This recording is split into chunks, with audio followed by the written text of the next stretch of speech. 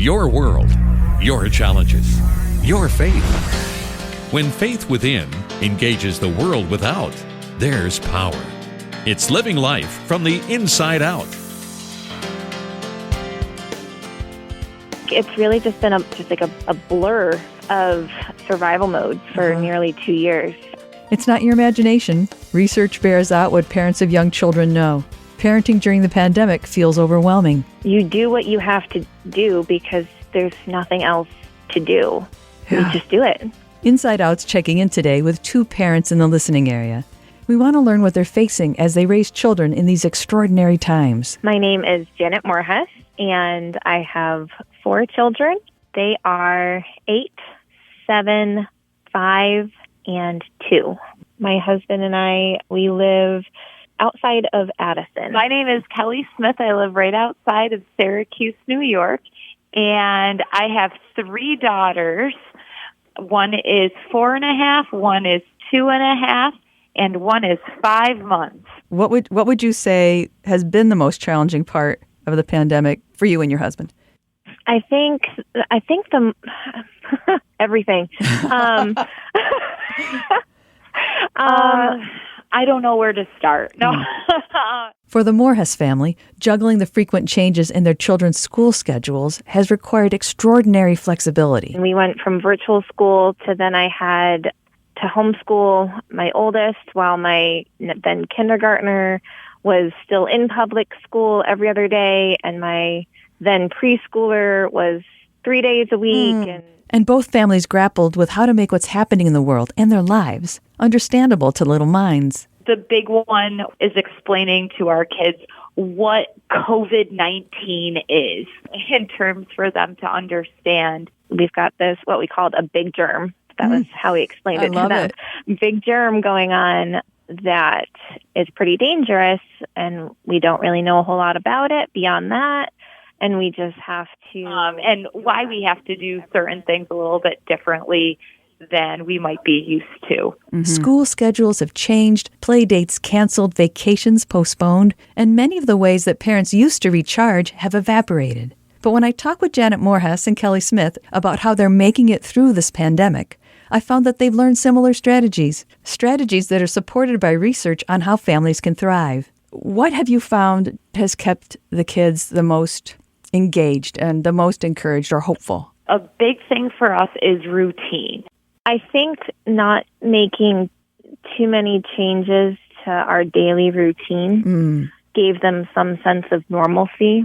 I thrive on routine and knowing what to expect, which hasn't been, stellar for the pandemic. Especially being a teacher of high school students, I know that kids need structure as much as they rebel against it. And they need a routine where you still wake up at a certain time. We have meals together. We say grace before we eat. We have a project a day where it fits in. So even when we were home from school and doing virtual school or homeschooling or driving everybody every which way to their different schools and to different towns and all that, there was still always a pattern to our day. Both women describe sweet times with their families during these past 2 years, shared devotions with their children, hikes in the woods, art projects at the kitchen table. But there's no question the pandemic's thrown them challenges they could not have prepared for. I can look back and be like, wow, I wish I had handled that differently. But there was no real way of me being able to tell at that point what I know now. So really, everyone, we just did the best that we could. And we are continuing to just do the best that we can and leaving it all in God's hands, because really He's the one that's in control. I pray for strength every day and a whole lot of patience. And though they sometimes need to remind themselves of this, both know it's God who's ushering their children and their entire families through the pandemic. These children were born at this time. He knew what was going on in the world. He knew what was coming in the world. He knows what's happening 20, 50, 60 years down the road. And they were put here for a reason. And I'm a parent during this time for a reason.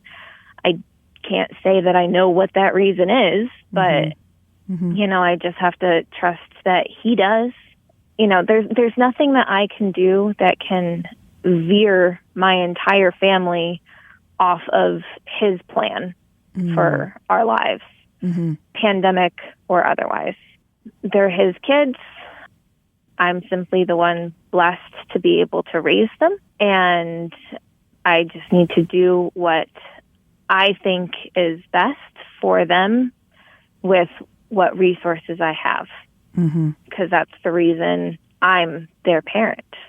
To the discouraged parent, what might you say? You see a friend socially distanced, wearing masks through a glass, however you see a friend, and you see that this friend is discouraged. What might you say to that person?